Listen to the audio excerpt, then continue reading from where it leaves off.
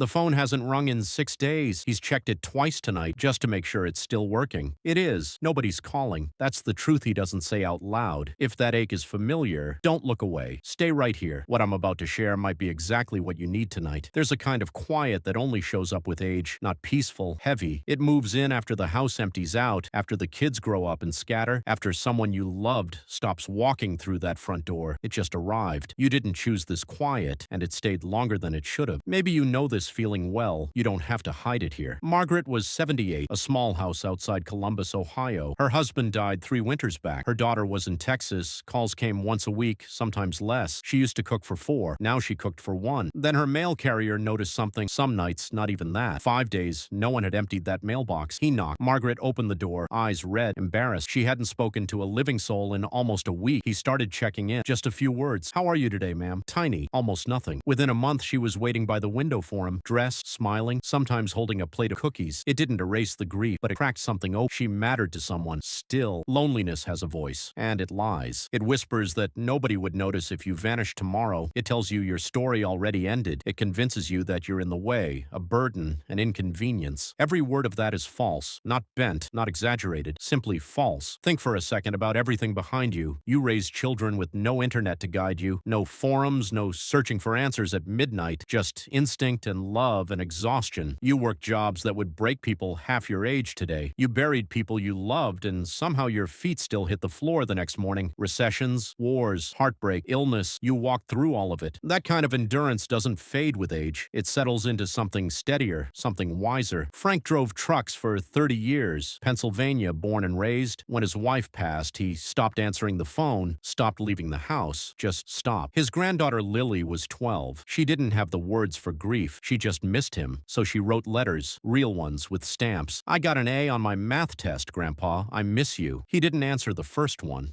Or the second. By the 5th, something cracked loose in him. He wrote back. By the 10th, he was the one writing first, waiting for the mailman the way kids wait for Christmas. A pen, some paper, a 12-year-old who refused to let her grandfather disappear.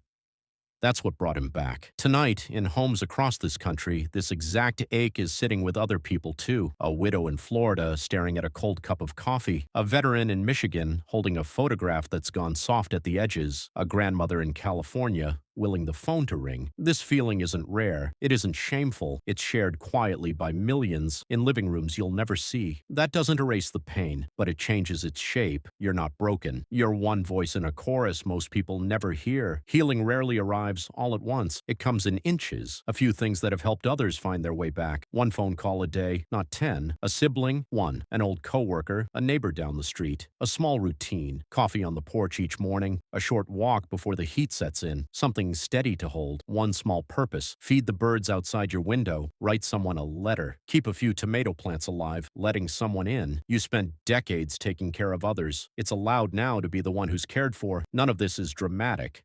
But neither was a mail carrier's knock. Neither was a child's letter. Small things carry more weight than they look like they should. Dorothy was 92, the oldest woman in her building in Queens. She figured her story was basically finished, just waiting now. Quietly. Then a young home care nurse named Sarah started stopping by once a week. Sarah didn't just check her blood pressure. She asked real questions. What was it like growing up during the war? How'd you meet your husband? Dorothy talked for hours. Decades of stories came pouring out like a dam breaking. Sarah started recording it on her phone, almost as an afterthought. Those recordings turned into something nobody expected. A small podcast, family first, then neighbors, then strangers across the country. At 92, Dorothy became a storyteller people sought out, a voice people needed. She didn't chase any of it. She just needed one person to ask. You're holding decades of understanding most people haven't earned yet. You know things about love, loss, patience, and quiet survival that no book can teach. That knowledge doesn't expire because the world got distracted. It's needed, maybe more now than ever. Somewhere, someone is about to face something you've already survived. A grandchild, a neighbor, a stranger years from now who'll need exactly the wisdom you're sitting on tonight. Don't let the silence convince you otherwise. So here it is simply.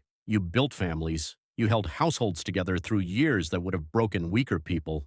You worked, you sacrificed, you loved fiercely, often with no one saying thank you. None of that fades with age. If anything, it gets heavier with meaning. Remember Margaret, waiting by her window. Remember Frank, racing to the mailbox. Remember Dorothy, 92 and just getting started. One small moment turned everything around for each of them. It can do the same for you. If even a small piece of this reached you tonight, do one thing. Type the word "here" in the comments. Just one word. Then scroll down and watch them appear, one after another, person after person, saying the same thing you just said. That's not a comment section.